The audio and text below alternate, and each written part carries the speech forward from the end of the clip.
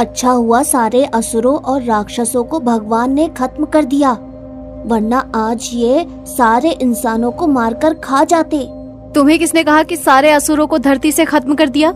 और सिर्फ असुर ही इंसान को नहीं खाते या परेशान करते, और भी कई ताकतें हैं जो इंसानी रक्त की प्यासी हैं। राक्षसों जैसी और भी बुरी शक्तियाँ हैं? हाँ बेटा, भूत, प्रेत, पिशाच, गंधर्व, यक्ष, यक्षिणी, चुड़ैल, ब्रह्म राक्षस, ऐसी कई डरावनी शक्तियाँ हैं जो इंसानों को सताती आई हैं। मतलब भूत प्रेत असल में होते हैं? हाँ, पर वो सिर्फ उनको ही परेशान करते हैं जिनके दिल में डर है, जो कमजोर दिल के हैं। और असुर, अगर वो धरती छोड़कर नहीं गए तो फिर रहते कहाँ हैं? और क्या अब भी वो इंसानों को खाते हैं और हमें दिखाई क्यों नहीं देते? बोलो ना माँ, कहाँ रहते हैं ये असुर या राक्षस? हाथ में जलती मशाल लिए गांव की उस कच्ची संकरी सड़क से कोई दौड़ता हुआ जा रहा था। गांव की सारी गलियां, सारे रास्ते सुनसान पड़े थे और वो उन्हीं सुनसान पड़े रास्तों पर अकेला दौड़ रहा था। उसके चेहरे पर डर और तनाव साफ साफ नजर आ रहा था। दौड़ते दौड़ते वो जैसे ही गांव के आखिरी छोर तक पहुंच गया, उस खौफनाक सन्नाटे को चीरती हुई कुछ औरतों के रोने की आवाज उसके कानों पर पड़ने लगी। पल भर रुककर उसने गहरी सांस ली और दोबारा दौड़ना शुरू किया।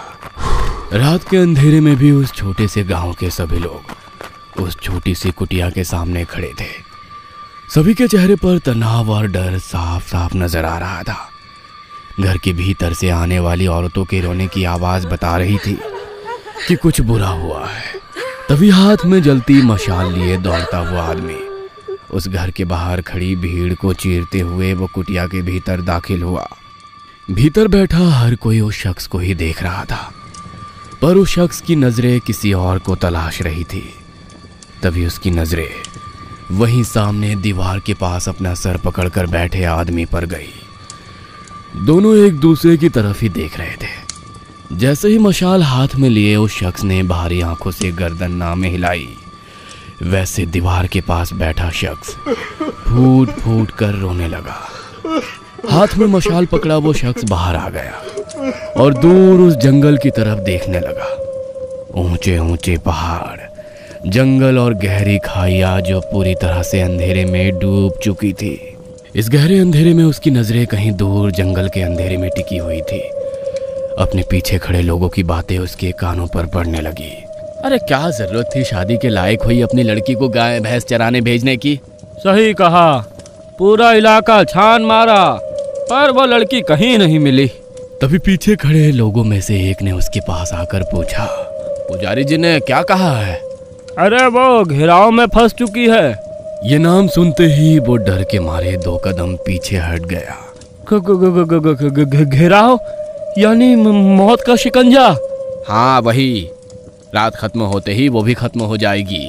डरी सहमी आवाज में उसने कहा, ये रात का अंतिम प्रहार ही चल रहा है। मतलब?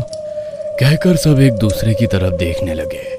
तभी दूर कहीं जंगल से एक लड़की की एक बेहद ही दर्दनाक और रूह कपा देने वाली चीख की हल्की सी आवाज सुनाई दी।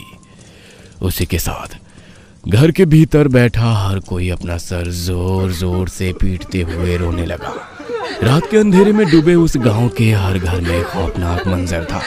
एक कोने में जलते दिए की पिछली धुंधली रोशनी में महिलाएं अपने बच्चों को पल्लू के नीचे छुपाए भगवान की तस्वीर के सामने रखे दिए की जलती लौ की तरफ खौफ भरी निगाहों से देख रही थी। किसी की आंखों में पानी था तो किसी की आंखों में खौफ।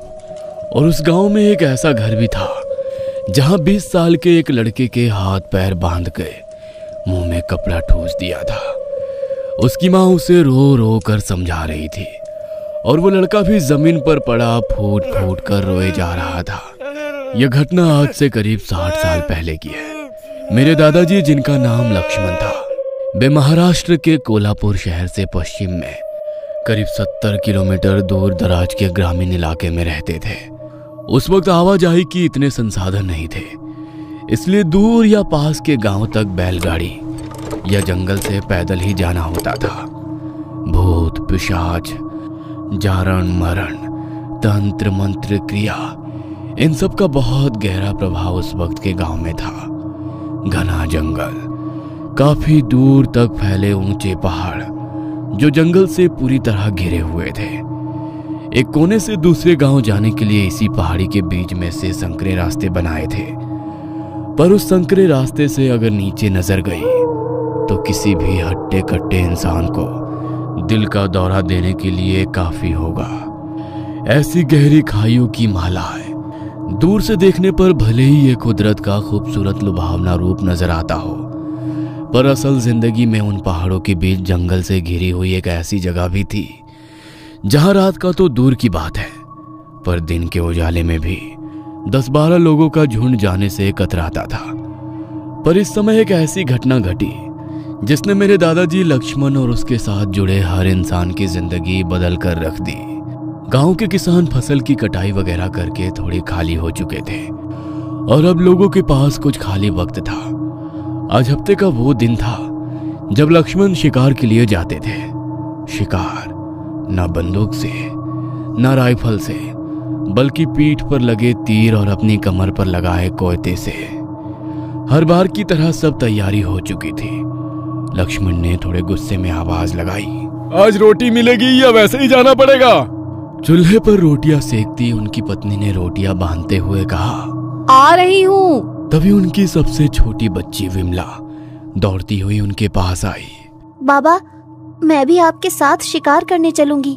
उसे अपने पास लेकर उन्होंने कहा, बिटिया, पहले तीर चलाना सीखना होगा, फिर निशाना साधना सीखना होगा, उसके बाद शिकार पर ले चलूंगा। तो आज किस जानवर का शिकार करेंगे? जिसकी भी शिकार करूंगा सबसे पहले तुझे दिखाऊंगा। वादा? हाँ मेरी बिटिया, तेरा बाबा तुझसे वादा करता है।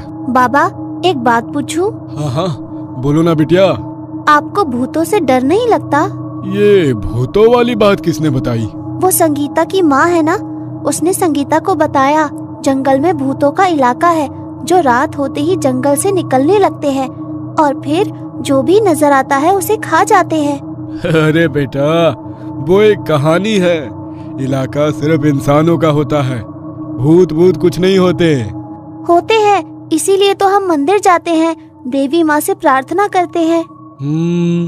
अरे हम देवी माँ से प्रार्थना इसलिए करते हैं ताकि वे सारे संकटों से हमारी रक्षा करें, हमें सुखी रखें। हमारी देवी माँ इतनी शक्तिशाली है? हाँ बेटा, विश्व में सबसे ताकतवर ब्रह्मा, विष्णु और महेश भी उनके सामने शीश झुकाते हैं। आपको ये सब किसने बताया? तुम्हारी स्वर्गवासी दादी, यानी कि मेरी माँ ने। बाबा, मुझे पूरी कहानी सुनाओ ना। लक्ष्मण ने अपनी बेटी को पास बिठाते हुए कहा, अभी नहीं, रात को सोने से पहले। नहीं, मुझे अभी सुननी है। तभी एक हाथ में कपड़े में बंधी हुई रोटी और दूसरे हाथ में अपने सिर के ऊपर पल्लू ठीक करते हुए उनकी पत्नी बाहर आई।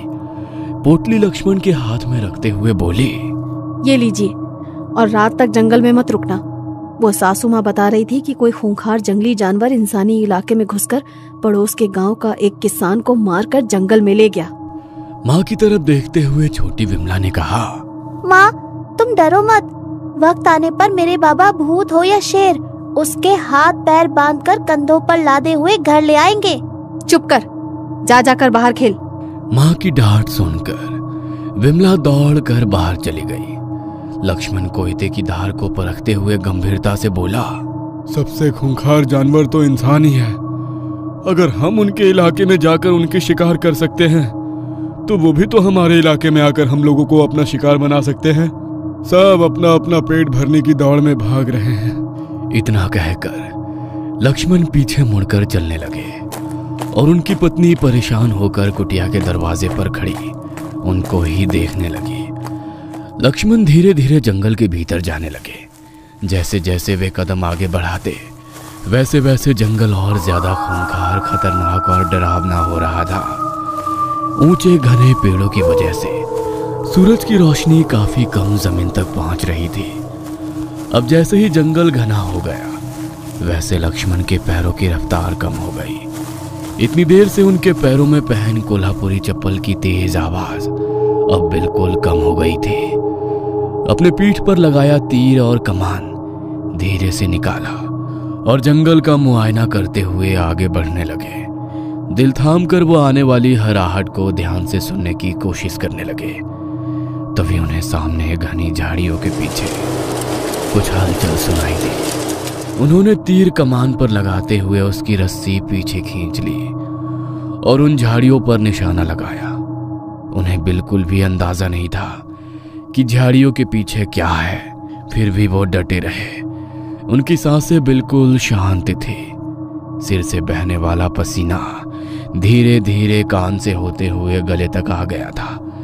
लग रहा था झाड़ियों के पीछे जो कुछ भी है वो बड़ी तेजी से लक्ष्मण की ओर झपटेगा और उसी का फायदा उठाकर लक्ष्मण इसके सीने पर तीर चलाकर उसे खत्म कर देंगे। पर तभी लक्ष्मण को अपनी दाईं तरफ की झाड़ियों में भी उसी तरह की हलचल होती नजर आई और फिर बाईं तरफ बिना आवाज किए उन्होंने तीर की रस्सी को ढीला किया और दोबारा अपने कंधे से लगाते हुए चुपके से अपनी कमर पर लगा कोयता निकाल ही रहे थे कि तभी कोई बिजली की रफ्तार से उनके ऊपर झपटा। और झाड़ियों के पीछे कौन था? क्या वो कोई जानवर था, कोई इंसान, या फिर कोई रहस्यमयी शैतानी ताकत? जंगल में क्या छिपा हुआ है जिससे गांव के लोग इतना खौफ खाते हैं? विमला के बाबा क्या इस हमले से बच पाएंगे या फिर इस बार उनका ही शिकार होगा? क्या है घेराव का रहस्य? क्या जंगल से कोई और घटनाएं गांव में तबाही मचाने वाली है और इसका विमला और उसकी मां के जीवन पर क्या असर पड़ेगा?